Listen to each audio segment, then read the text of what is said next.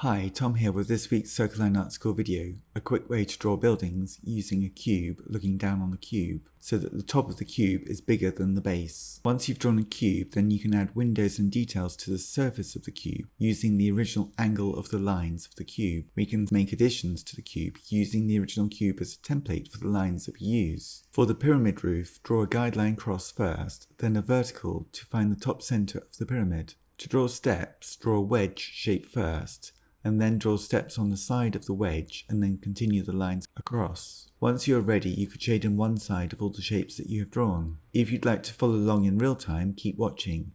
If you'd like to learn more, please subscribe to my YouTube channel and then visit my website, circlelineartschool.com, where you'll find details of my online drawing courses for beginners. Thanks for watching and see you next time.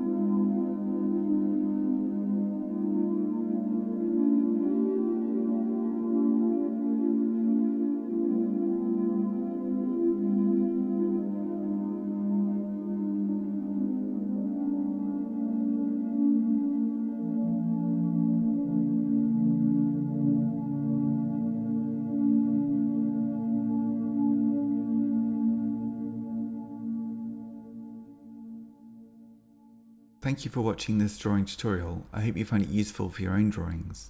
If you're a beginner at drawing and would like to learn more, please consider joining one of my online drawing courses where I will teach you what I know about drawing step by step in a clear and concise manner. You can find details at circlelineartschool.com. Thanks again for watching, and if you found this video useful, please give it a thumbs up and a comment, and maybe suggest another drawing that you'd like to see on my YouTube channel. I do read all of the comments, and thank you very much for your support.